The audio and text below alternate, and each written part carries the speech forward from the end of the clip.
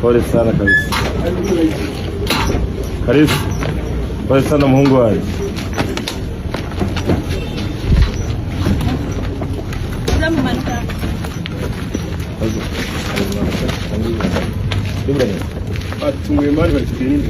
Okay.